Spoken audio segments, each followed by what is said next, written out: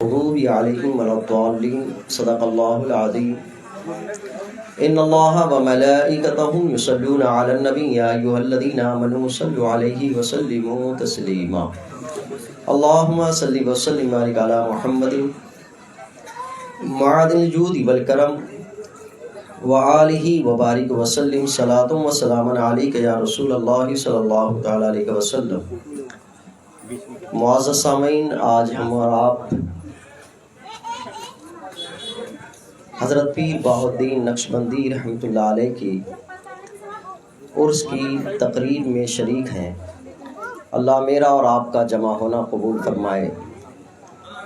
آج کا یہ اجلاس جس میں مہمان خصوصی حضرت العلامہ مفتی محمد زبیر احمد برکاتی مصباحی صاحب قبلہ کا خصوصی خطاب ہوگا، اس سے قبل چند باتیں آپ تک پہنچانے کی کوشش کروں گا۔ اللہ میری زبان پر کلمہ حق کو جاری فرمائے۔ اللہ تبارک تعالیٰ نے انسان کو زندگی عطا فرمائی تو اس زندگی کے مقصد کو سورہ ملک کی آیت مبارکہ میں ذکر کیا کہ ہم نے زندگی اور موت دونوں چیزیں پیدا کی ہیں تاکہ تمہیں آزمائے کہ تم میں سے کون نیک عمل کرتا ہے۔ انسان کے پاس زندگی گزارنے کے الگ الگ مقصد ہیں۔ دنیا کے بہت سارے مفکرین نے زندگی گزارنے کے مقصد کو بیان کیا ہے۔ کسی نے کہا کہ حقیقت میں زندگی وہی زندگی ہے جو انسانوں کے کام آئے۔ کسی نے کہا انسانیت میں زندگی وہ ہے کہ جو کسی کا برا نہ چاہے۔ کسی نے زندگی کی تعبیر کر دی کہ زندگی ہے عیش و مستی میں گزارنے کی، دوبارہ ملنے والی نہیں ہے، اس میں جتنا چاہے عیش و مستی کر لو، اس کے بعد تو تمہیں موقع نہیں ملے گا۔ الگ الگ نظریے کے ذریعے سے زندگی کو تعارف کرایا گیا، سمجھایا گیا کہ زندگی ایسی ہے، زندگی ویسی ہے۔ پھر موت کو بھی لوگوں نے الگ الگ زاویے سے سمجھایا کہ موت وہ ہے کہ ساری ہستی، ساری مستی ختم کر دیتی ہے۔ کسی نے موت کو سمجھایا کہ عناصر اربعہ جب بکھر جاتے ہیں تو موت طاری ہو جاتی ہے، عناصر اربعہ جب جمع ہوتے ہیں تو زندگی کا وجود ہوتا ہے۔ کسی نے موت کو سمجھایا کہ انسان کی زندگی ختم ہو جاتی ہے۔ الگ الگ طریقے ہوئے، دنیا جس کو چاہے مانتی رہی۔ قرآن پاک میں اللہ تبارک تعالیٰ نے ارشاد فرمایا ہم نے زندگی اور موت دونوں پیدا کیے ہیں تاکہ اس زندگی اور موت سے جڑنے والے ان انسانوں کو آزمایا جائے کہ کون نیک عمل کرتا ہے۔ تو اسلامی نقطہ نگاہ میں زندگی کا مقصد ہوا نیک عمل کرنا۔ اچھے عمل کرنے کے لیے زندگی ملی ہے۔ اب اس کی آزمائش ہے انسان کے لیے کہ نیک اعمال بندہ کرتا ہے تو اس نے زندگی کا حق ادا کیا، اگر زندگی میں نیک اعمال نہیں کرتا ہے تو اس نے زندگی کا حق ادا نہیں کیا۔ ہم میں سے جو شخص بھی بازار سے کوئی سامان خریدتا ہے تو سامان کے خریدنے کی وجہ اور غرض پتہ کرتا ہے کہ یہ سامان کس چیز میں استعمال ہوتا ہے اور یہ کس چیز کا فائدہ دیتا ہے، اس کے استعمال کا طریقہ کیا ہوگا۔ اگر کسی شخص کو کسی سامان کے متعلق یہ معلوم ہی نہ ہو کہ یہ کون سی چیز کے لیے بنایا گیا ہے، کس فائدے کے لیے بنایا گیا ہے، تو اس سامان سے اس کو فائدہ نہیں مل پائے گا۔ یا کسی کو یہ معلوم ہے کہ یہ سامان اس فائدے کے لیے بنایا گیا ہے لیکن اس نے اس میں استعمال نہیں کیا تو بھی وہ شے کا فائدہ نہیں اٹھا پاتا ہے۔ میں نے اخبار میں ایک واقعہ پڑھا تھا کہ امریکہ میں ایک خاتون نے فریج خریدا۔ فریج خریدنے کے بعد اس کے اندر اپنے کتے کو رکھ دیا۔ صبح ہوئی تو کتا مرا پڑا ہوا تھا۔ اس نے فریج کمپنی پر کیس کر دیا اور یہ کہا کہ میرا کتا تمہاری فریج میں رکھے جانے کی وجہ سے مر گیا ہے۔ فریج کمپنی والے نے کہا کہ آپ کو کتا رکھنے کی کیا ضرورت تھی، اس میں فریج تو اس لیے نہیں بنایا گیا تھا کہ اس کے اندر کتا رکھا جائے۔ تو اس خاتون نے کیس میں اپنا دم پیدا کرتے ہوئے کہا تم نے فریج دی تھی لیکن اس کے ساتھ ایک بک نہیں دی تھی کہ اس کا استعمال کیسے کیا جائے گا۔ وہ بک تم نے دینا بھول گئے تھے جس کی وجہ سے مجھے پتہ نہیں چلا کہ یہ فریج کس کام کے لیے آتی ہے۔ تو پھر کیس اس خاتون کے حق میں ہوا اور فریج کمپنی والے کو بہت زیادہ جرمانہ دینا پڑا اس کتے کے مرنے کے بعد۔ ہماری اور آپ کی زندگی کا ایک دستور ہے کہ اللہ نے ہمیں زندگی دی ہے، لیکن زندگی کے ساتھ زندگی کا دستور بھی بتایا ہے، اور ایک بک لائٹ، ایک کتاب ہمارے ہاتھ دی جس کو ہم اور آپ قرآن پاک کہتے ہیں۔ زندگی گزارنے کے اسلوب بتائے کہ کیسے زندگی گزاری جائے گی۔ جب اللہ نے فرمایا کہ یہ زندگی تمہارے لیے دی گئی ہے تاکہ پتہ چلے، آزمایا جائے تم کو کہ کون نیک عمل کرتا ہے، تو پھر نیکیاں کیا کیا ہیں وہ بھی اسلام نے اور قرآن میں بتا دیا گیا۔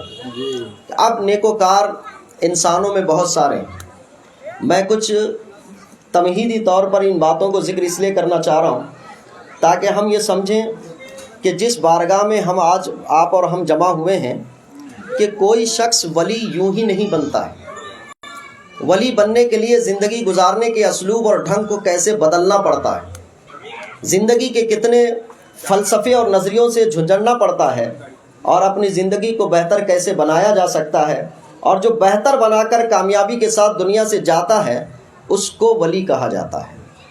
ایک بہت لمبی تفصیل کہانی بھی بنے گی، لیکن سادہ لوح سمجھنے کے اعتبار سے میں ذکر کروں گا کہ جو زندگی ملی ہے وہ بندے کو نیکی کرنے کے لیے ملی۔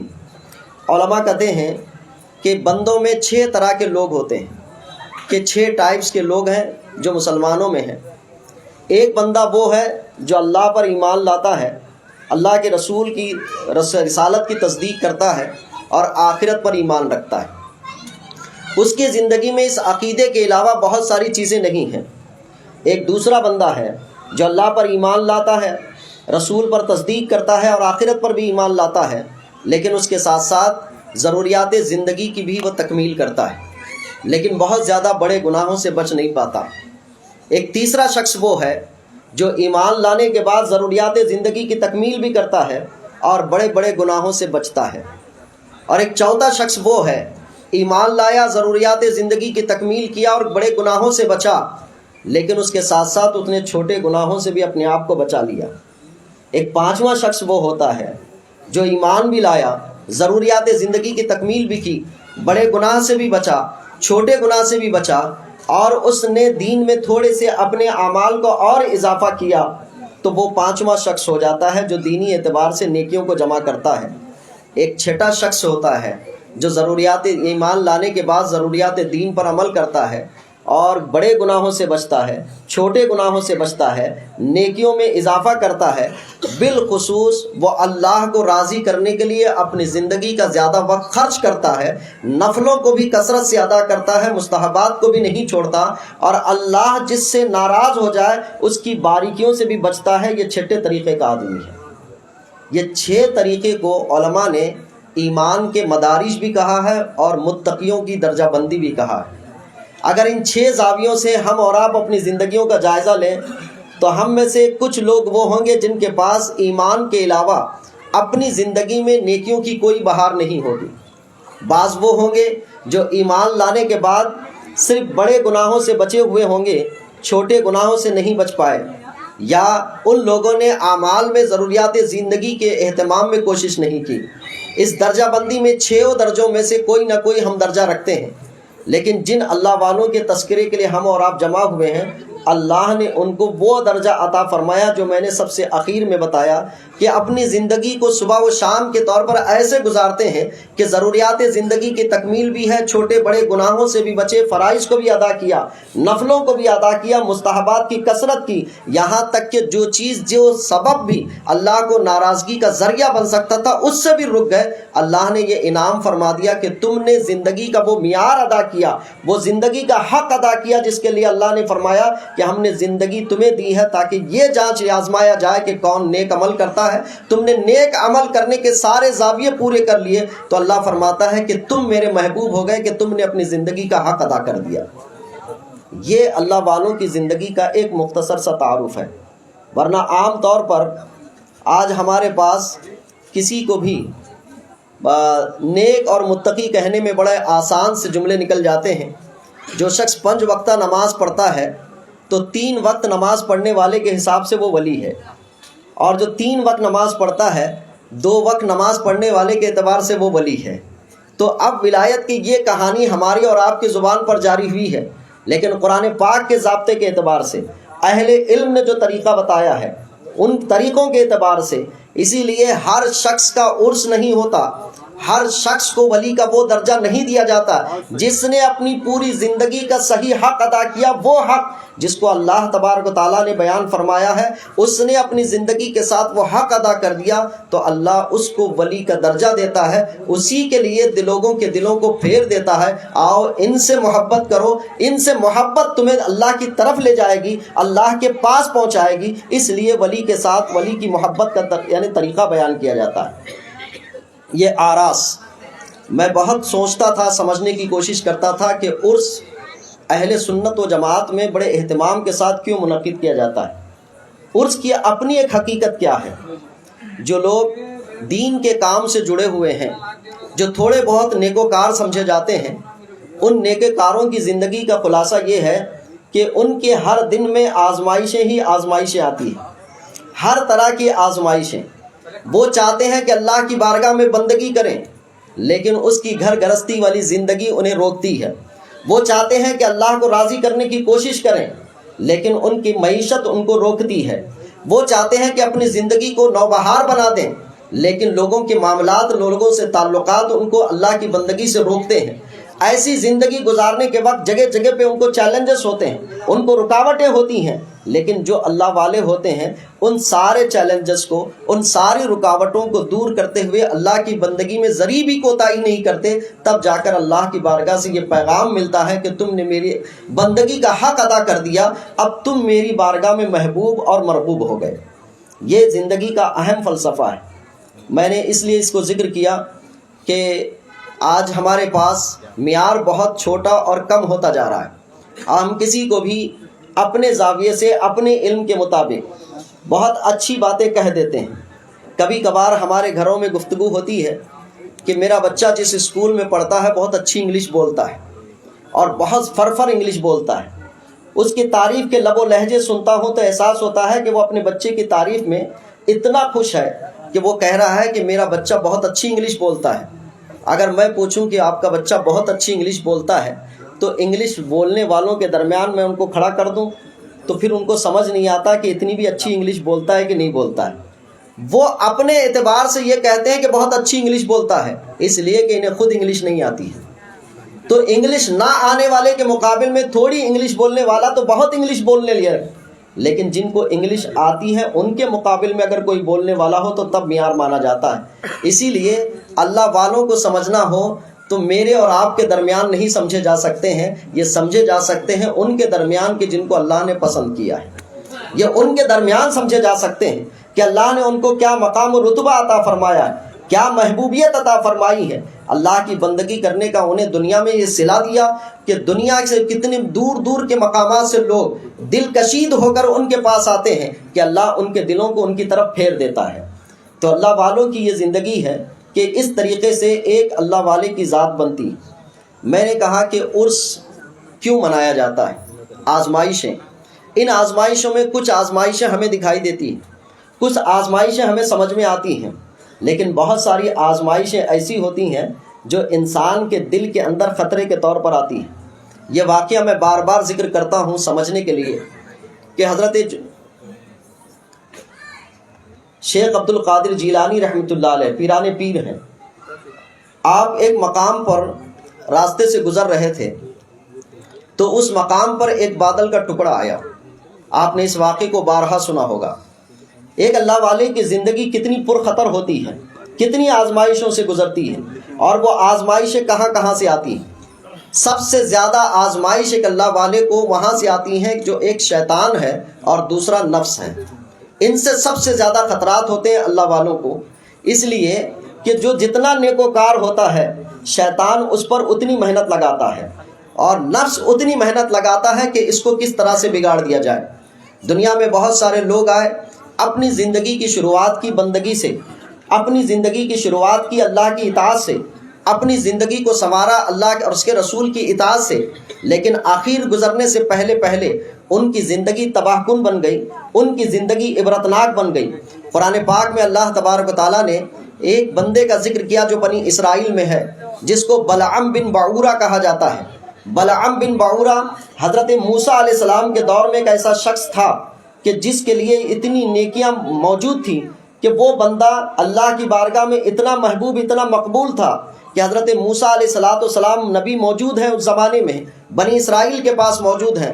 उसकी बंदगी, उसकी अल्लाह की बारगाह में मकबूलियत ये थी कि जब अल्लाह की बारगाह में वो हाथ उठाता दुआ के लिए तो कहते हैं कि अल्लाह उसकी दुआ को इतनी तेज़ी से कबूल करता कि वो हाथ अपना सर यानी चेहरे पे फेरता नहीं कि अल्लाह उसकी दुआ को कबूल फरमा देता, मुस्तजाबुद दावत था।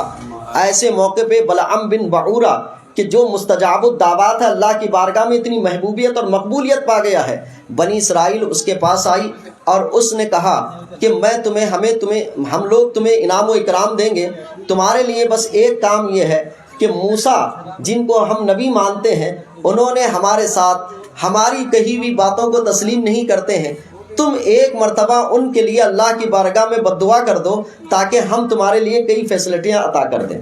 बनी इसराइल कौम आई बलअम बिन बाऊरा से गुजारिश करने के लिए कि हज़रत मूसा अलैहिस्सलाम के खिलाफ दुआ करो, यानी बद्दुआ करो। वो पहले इनकार करता रहा कि मैं एक अल्लाह के नबी के खिलाफ बद्दुआ नहीं कर सकता, क्योंकि वो मुस्तजाबुद दावत है, हाथ उठाएगा अल्लाह की बारगाह में कुछ मांगेगा अल्लाह अता कर देता है। तो इतना पहुंचा हुआ शख्स, इतनी बारगाह इलाही में मकबूलियत पाने वाला लालच में आ गया।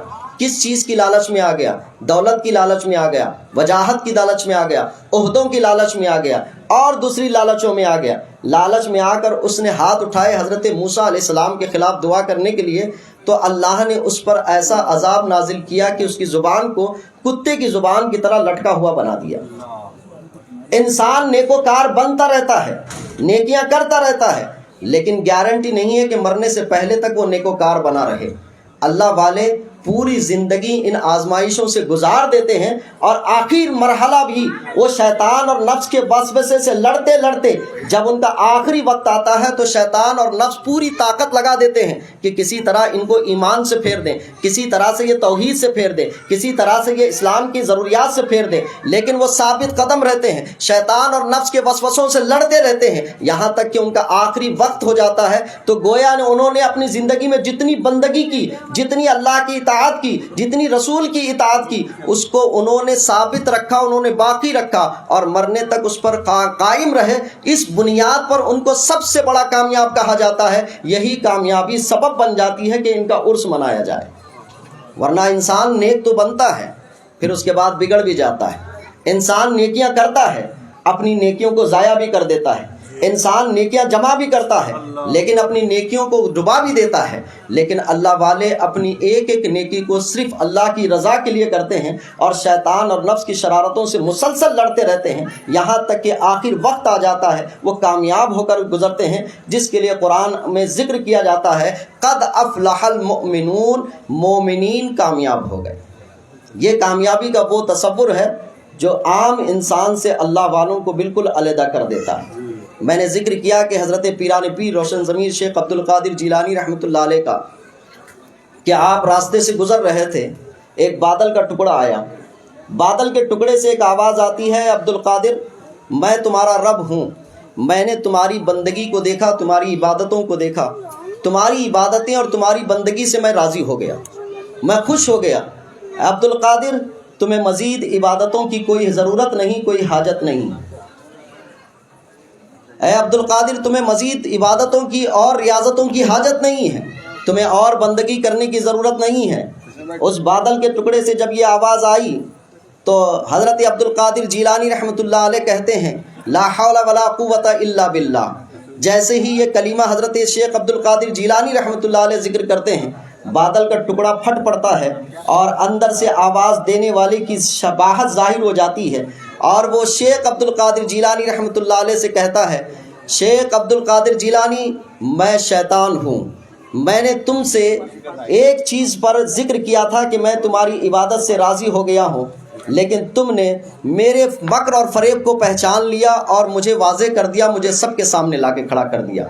आज अब्दुल कादिर तुम्हें मुझसे जो बचाने वाली चीज़ है वो तुम्हारा इल्म है, जो तुमको तुम्हारे इल्म ने बचा लिया है। हज़रत शेख अब्दुल कादिर जिलानी रहमतुल्लाह अलैह कहते हैं कि तू आखिर वक्त तक कोशिश करता है, तूने कहा कि तुझसे मेरे इल्म ने मुझे बचाया है, بلکہ میرے علم نہیں بلکہ میرے خدا نے بچایا ہے۔ آخر وقت بھی کوشش کر رہا تھا یہ کہتے ہوئے کہ اے عبد القادر یہ تمہارے علم نے تمہیں بچایا ہے۔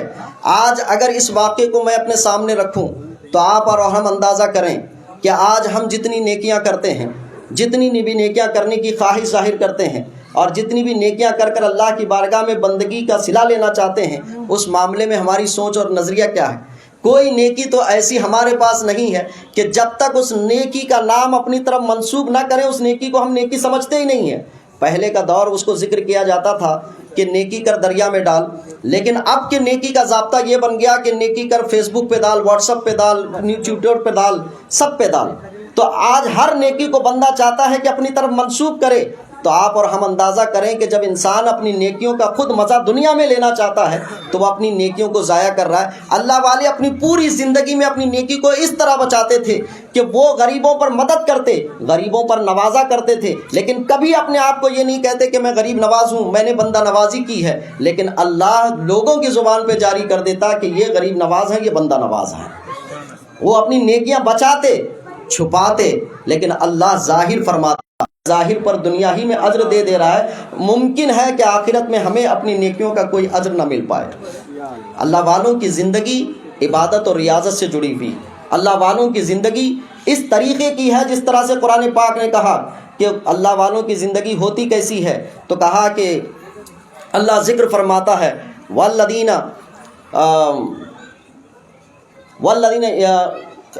وَاذْكُرُوا اللَّهَ قِيَامًا وَقُعُودًا وَعَلَىٰ جُنُوبِهِمْ وَيَتَفَكَّرُونَ فِي خَلْقِ السَّمَاوَاتِ وَالْأَرْضِ۔ یہ اللہ والوں کی زندگی ہے کہ کھڑے ہوتے ہیں تو اللہ کا ذکر کرتے ہیں، یہ لیٹتے ہیں تو اللہ کا ذکر کرتے ہیں، یہ بیٹھتے ہیں تو اللہ کا ذکر کرتے ہیں، یہ پہلو تہی کرتے ہیں تو اللہ کا ذکر کرتے ہیں۔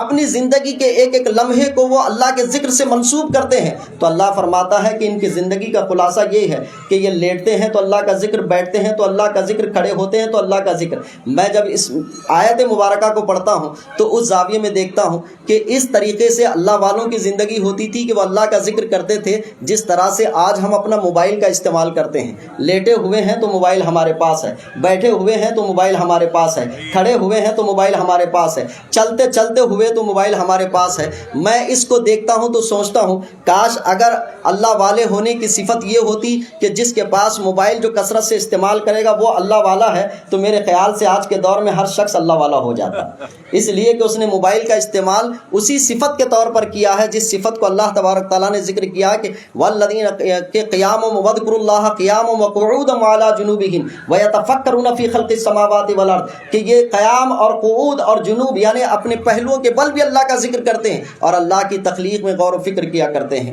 یہ ذکر ہوتی ہے، یہ اللہ والوں کی زندگی ہوتی ہے۔ اسی لیے اللہ والوں کی زندگی اور اللہ والے ہم سے بالکل علیحدہ ہیں، اور انہی اللہ والوں کے ساتھ اللہ نے ارشاد فرمایا کہ تم اپنے آپ کو جوڑے رکھو، اس لیے کہ انسان جس سے جڑا رہتا ہے اس کی یاد تازہ ہوتی ہے، انسان جس کے ساتھ جڑا ہوا ہوتا ہے اس کے ساتھ اس کی یادیں جڑی ہوئی ہوتی ہیں، انسان جس کے ساتھ جڑا ہوا ہوتا ہے اس کے کام اس کے ساتھ جڑ جاتے ہیں۔ اسی لیے اللہ والوں سے جڑنے کا معنی اور مطلب یہ ہوا کہ اپنی زندگی کو ان سے جوڑے تو اللہ سے جڑنے کا کام بن جائے گا، کیونکہ وہ اپنی زندگی میں آپ سے کبھی باتیں کریں گے تو نہ دنیا کی باتیں کریں گے، نہ کسی چیز کو حاصل کرنے کی باتیں کریں گے، وہ جب بھی باتیں کریں گے اللہ کے لیے باتیں کریں گے۔ ہم آپ غور کریں اللہ والوں کی تعلیمات پر کہ ان کے ارد گرد لوگ کیسے جمع ہوتے تھے، کیوں جمع ہوتے تھے، اور ان کے پاس لوگ کیوں آتے تھے۔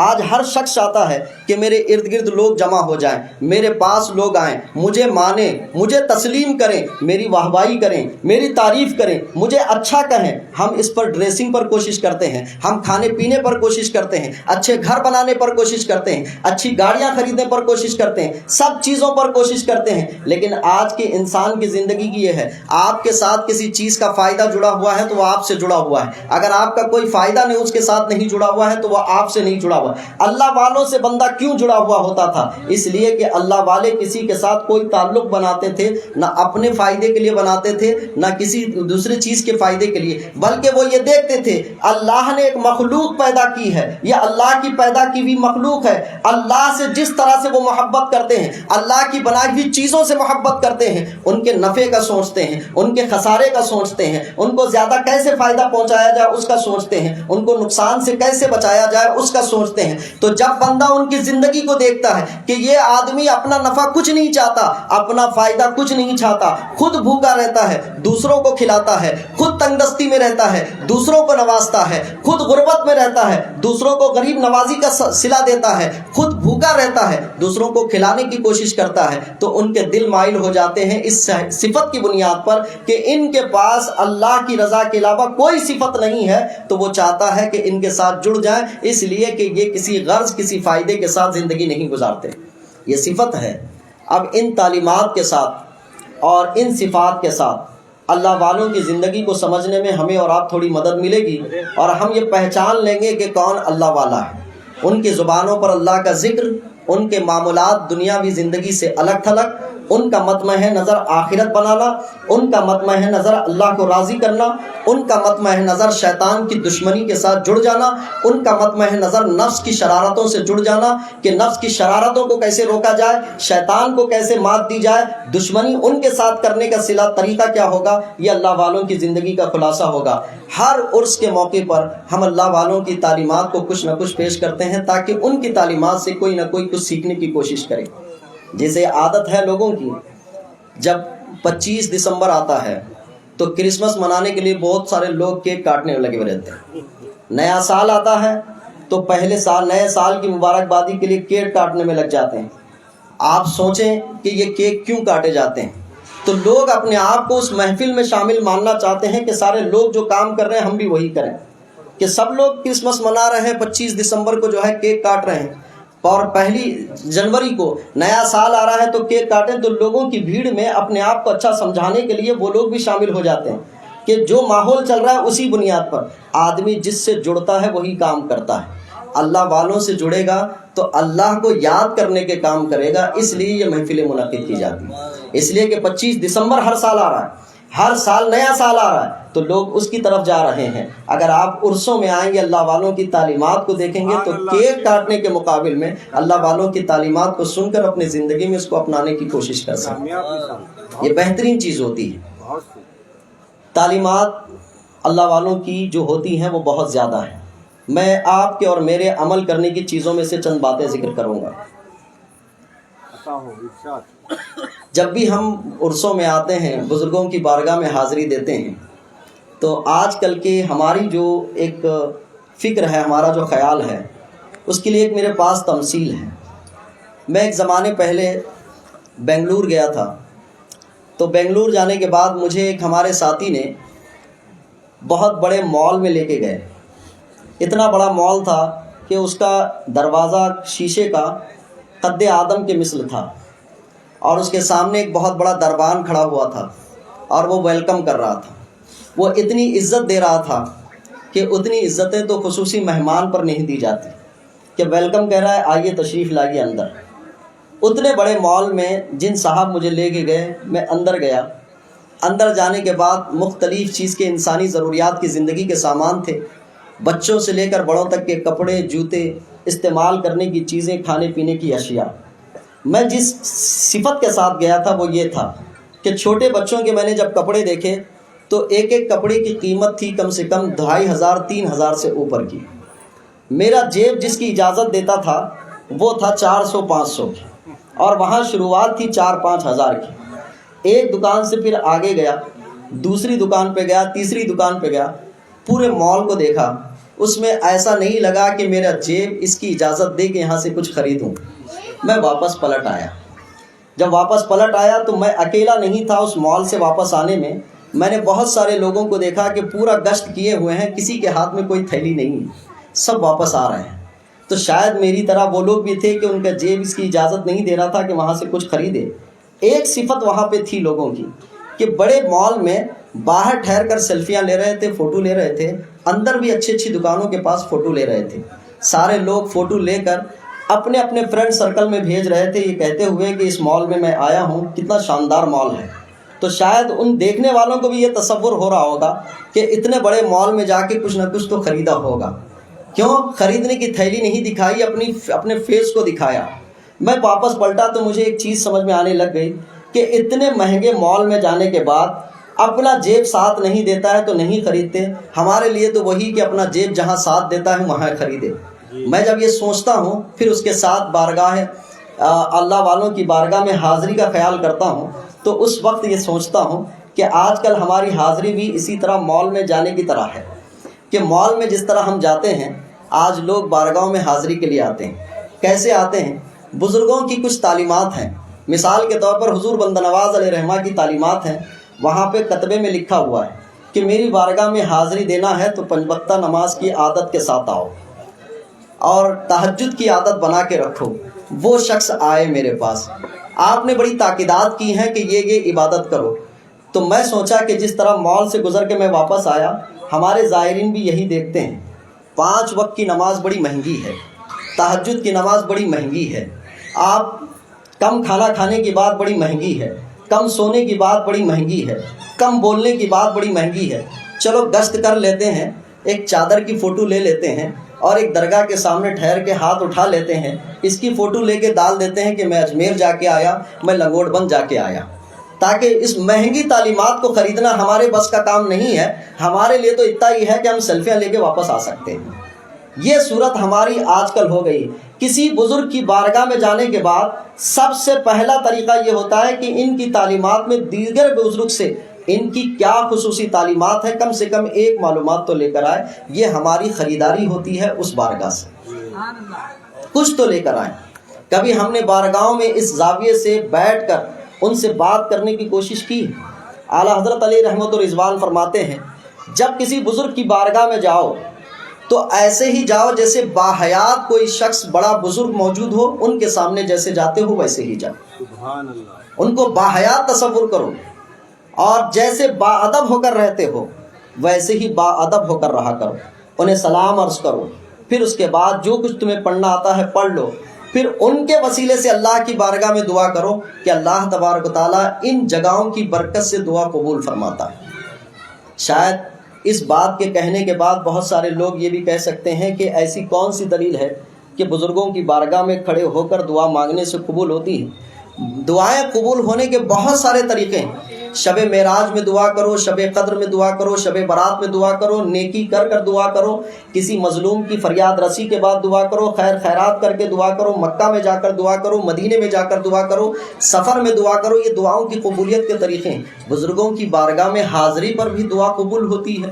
قرآن پاک میں اللہ تبارک و تعالیٰ نے حضرت مریم اور حضرت زکریا علیہ السلام کے واقعے کو ذکر کیا ہے. حضرت زکریا اللہ کے نبی ہیں, بہت عمر ہو چکی, اللہ تبارک و تعالیٰ نے انہیں اولاد عطا نہیں فرمائی. وہ اولاد کے بڑے خواہش مند تھے, اللہ کی بارگاہ میں مسلسل دعائیں کرتے رہتے تھے کہ مسلسل اللہ کی بارگاہ میں دعائیں کرتے کہ اللہ مجھے اولاد عطا فرمائے. عمر کے اس اسٹیج کو پہنچ چکے تھے کہ اس عمر میں عام طور پر عورت کو کوئی اولاد نہیں ہوتی اور مرد کو بھی اس کے ذریعے سے کوئی اولاد نہیں ہوتی, لیکن اللہ کی بارگاہ میں دعا کرنا نہیں چھوڑے. حضرت مریم تھی, اللہ نے معجزاتی طور پر حضرت مریم کی ولادت فرمائی. بغیر باپ کے اللہ نے ولادت دی حضرت مریم کی, اور آپ کو بڑی پاکیزگی کے ساتھ مسجد اقصیٰ کے ایک کمرے میں رکھ دیا گیا. ایک کمرے میں حضرت مریم رضی اللہ تعالی عنہا رہا کرتی تھی, اور ان کی نگرانی حضرت زکریا علیہ السلام کی تھی کہ حضرت زکریا علیہ السلام ان کی نگرانی فرمایا کرتے تھے. ان کے لیے کھانے کو لا کے دینا, ان کے لیے انتظامات کرنا. ایک دن حضرت زکریا علیہ السلام حضرت مریم کے پاس پہنچے تو آپ نے دیکھا کہ کمرہ پورا بند ہے, ایک روشن دان کے علاوہ کچھ نہیں, دروازہ کی چابی میرے پاس ہے اور حضرت مریم اکیلی ہیں, لیکن ان کے پاس مختلف قسم کے کھانے ہیں, مختلف قسم کے پھل ہیں, مختلف قسم کی کھانے کی چیزیں موجود ہیں. حضرت زکریا علیہ السلام کو یہ بات عجیب لگی کہ اس ملک میں, اس علاقے میں, اس موسم میں یہ پھل تو نہیں پائے جاتے, یہ مریم کے پاس یہ پھل آئے کہاں سے؟ مریم کو یہ پھل لے جا کے دیا کس نے؟ کیونکہ دروازہ پورا گھر بند ہے, ایک روشن دان کے علاوہ کچھ نہیں, دروازے کی چابی میرے پاس ہے اور بیت القدس میں کوئی بدتمیزی کرنے کے لیے آتا نہیں, تو پھر یہ کہاں سے آ گیا؟ اس چیز کو حضرت مریم علیہ السلام سے حضرت زکریا نے پوچھا, اے مریم یہ کھانے پینے کے وہ پھل جو آج اس موسم میں بھی نہیں پائے جاتے, اس علاقے میں بھی نہیں پائے جاتے, تمہارے پاس کہاں سے آئے؟ تو حضرت مریم نے کہا کہ اللہ نے میرے پاس یہ پہنچا دیا ہے, اللہ نے میرے پاس پہنچا دیا. اب غور طلب بات یہ ہے, حضرت زکریا علیہ السلام ایک نبی ہیں اور حضرت مریم نبی نہیں، نبی کی ماں ہیں، آپ ولیہ ہیں، اس ولی کی بارگاہ میں، اس ولی کے کمرے کے پاس حضرت زکریا علیہ السلام وہیں کھڑے ہوئے، قرآن نے ذکر کیا ہنالک دعا زکریا ربا، اس مقام پر کھڑے ہو کر حضرت زکریا نے رب سے دعا کی کہ مولا مجھے اولاد عطا فرما، جو بے موسم کے پھل دے سکتا ہے، جو بے موقع کے بے محل کے پھل دے سکتا ہے، وہ اس عمر میں بھی مجھے اولاد دے سکتا ہے۔ اس رب سے حضرت زکریا علیہ السلام نے کہا ہنالک دعا زکریا ربا، اسی جگہ پر کھڑے ہو کر حضرت زکریا نے اللہ سے دعا کی کہ مولا مجھے اولاد عطا فرما۔ اللہ نے ارشاد فرمایا کہ میں نے زکریا تمہیں ایک اولاد دی جس کا نام یحییٰ ہوگا۔ تو علماء نے لکھا ہے ولی کی بارگاہ کے پاس کھڑے ہو کر دعا مانگنا یہ قبولیت کی علامتوں میں سے ایک علامت ہے۔ اس صورت کو ہمیں اور آپ سمجھیں کہ اللہ جن کو اپنا محبوب بناتا ہے اس کے ارد گرد رہنے والی چیزوں کو بھی محبوب بناتا ہے۔ اسی لیے ہماری حاضریاں ہوتی ہیں، ان حاضریوں میں بس ایک چیز یہ ہے کہ ہم جو طلب کرتے ہیں اس طلب کرنے میں تھوڑا بڑا طلب کریں تو اچھا ہوگا۔ بہت چھوٹی چھوٹی چیزیں طلب کرتے ہیں، اللہ کی بارگاہ میں مانگیں، طلب کریں۔ تو احادیث مبارکہ میں دعائیں آئی ہیں، ان دعاؤں کو، قرآن میں جو دعائیں آئی ہیں ان کو مانگیں۔ ان میں سب سے جامع دعا یہ ہے ربنا آتنا فی الدنیا حسنہ وفی الآخرۃ حسنہ وقنا عذاب النار، اور مانگیں تو اللہ سے عافیت مانگیں۔ ان اللہم انک عفو تحب العفو فاعف عنا یا کریم، یہ اصل وہ دعائیں ہیں جو اللہ تبارک و تعالیٰ نے، اللہ کے رسول صلی اللہ علیہ وسلم نے بندوں کو مانگنے کا ڈھنگ عطا کیا ہے۔ ورنہ بندہ جو مانگے تو اپنی چھوٹی سوچ، چھوٹی عقل، چھوٹی سمجھ کے حساب سے مانگے گا، اللہ کو یہ بات ناپسند ہوگی کہ میں دینا بڑا چاہتا ہوں، یہ مانگتا چھوٹا ہے۔ تو اسی لیے وہ دعائیں مانگیں جس کے لیے الفاظ اللہ نے خود عطا فرمائے، اللہ کے رسول صلی اللہ علیہ وسلم نے خود عطا فرمائے ہیں۔ تو بارگاہوں میں حاضری اللہ والوں سے تعلیمات لے کر جانا ہے۔ ان تعلیمات میں سے ایک تعلیم یہ ہے کہ اللہ کے رسول صلی اللہ علیہ وسلم کی سنت سے، اللہ کے رسول صلی اللہ علیہ وسلم کی تابعداری سے جو اللہ والوں نے تعلیمات بتائی ہیں، ان تعلیمات میں سے ایک تعلیم اللہ والوں کی یہ ہے کہ جس کو بہلول دانا رحمۃ اللہ علیہ نے حضرت جنید بغدادی رحمۃ اللہ علیہ سید الطائفہ سے سوال کیا تھا، جنید بغدادی بتاؤ سونے کے آداب کیا ہیں؟ حضرت جنید بغدادی رحمۃ اللہ علیہ نے سونے کے آداب بتائے، وہ یہ ہیں کہ سونا چاہتے ہو تو ادب یہ ہے کہ باوضو سوئیں، اور دائیں کروٹ کے پہلو سوئیں، اور دائیں کروٹ کے پہلو سوتے ہوئے سونے کی دعا پڑھیں، اوراد و وظائف کریں، آیت الکرسی پڑھیں، سورہ یاسین شریف پڑھیں۔ یہ حضرت جنید بغدادی رحمۃ اللہ علیہ نے بیان کیا۔ حضرت بہلول دانا رحمۃ اللہ علیہ نے حضرت جنید بغدادی رحمۃ اللہ علیہ کے سوال کا جواب یوں ارشاد فرمایا کہ جنید ابھی بھی تمہیں سونے کے آداب نہیں معلوم ہے۔ حضرت جنید بغدادی رحمۃ اللہ علیہ کہتے ہیں کہ مجھے نہیں معلوم ہے، لیکن آپ بتا دیں کہ سونے کے آداب کیا ہیں۔ تو اللہ والوں کی تعلیمات سے یہ ہے کہ حضرت بہلول دانا رحمۃ اللہ علیہ کہتے ہیں سونے کے آداب یہ ہیں کہ اپنی زندگی کا حساب کتاب کر لو کہ کیا صحیح کیا ہے، کیا غلط کیا ہے، اور کسی کے لیے دل میں کچھ حسد جلن مت رکھو، اس کو معاف کر کے سو جاؤ، ممکن ہے یہ تمہاری آخری رات ہو۔ یہ سونے کے آداب ہیں۔ تو یہ اللہ والوں کی تعلیمات میں سے ہے۔ ایک تعلیم میں نے آپ تک دی ہے، مہنگی ہے، یہیں رکھ کے جائیے، عمل کر سکتے ہیں تو ساتھ لے کے جائیے، ورنہ مال سے بہت سارے لوگ واپس جاتے ہی ہیں۔ اگر یہاں سے بھی آپ جائیں گے تو بس یہی کہوں گا کہ خریدار سستا والا آیا تھا، نہیں لے کے گیا یہاں سے۔ اسی لیے ان تعلیمات پر عمل کرنے کی ہم اور آپ کوشش کریں۔ اللہ تبارک تعالیٰ مجھے اور آپ کو عمل کی توفیق عطا فرمائے۔ بولنے، سننے، سمجھنے، سمجھانے میں کسی قسم کی لفظی، فنی، شرعی، لغتی، تعبیری، اعتباری غلطی ہو تو میں سب کو گواہ بناتا ہوں، اللہ کی بارگاہ میں توبہ و رجوع کرتا ہوں۔ استغفر اللہ ربی من کل ذنب و اتوب الیہ، لا الہ الا اللہ محمد رسول اللہ صلی اللہ علیہ وسلم۔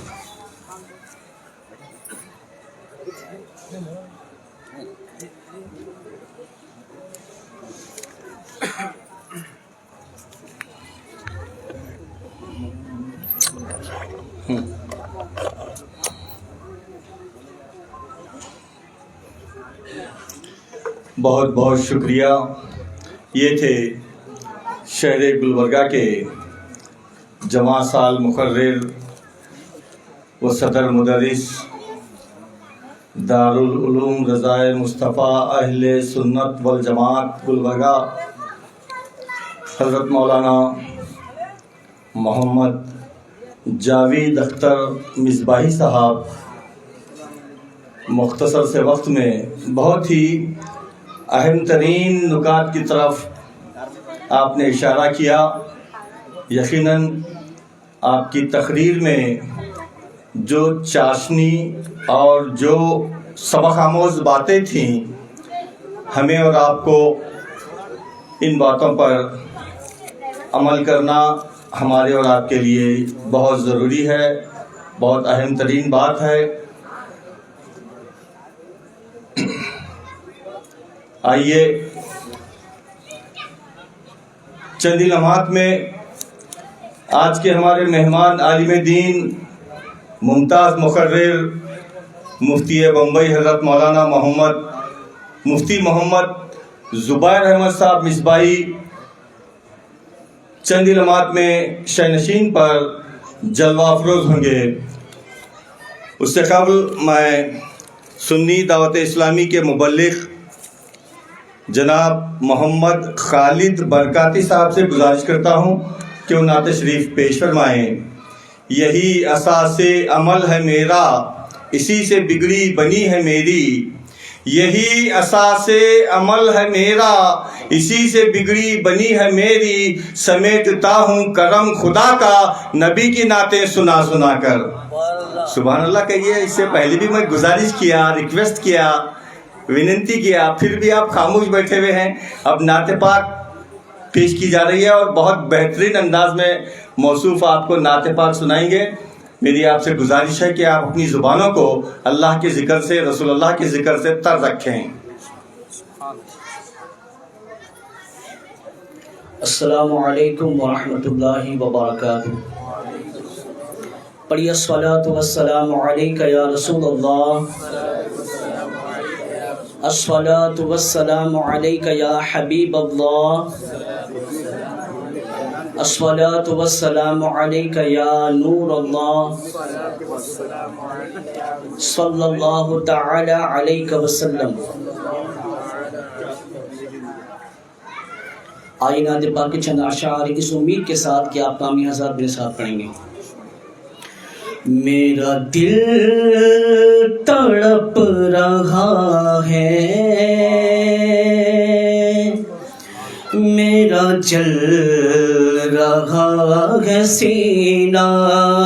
میرا دل تڑپ رہا ہے، میرا جل رہا ہے سینہ.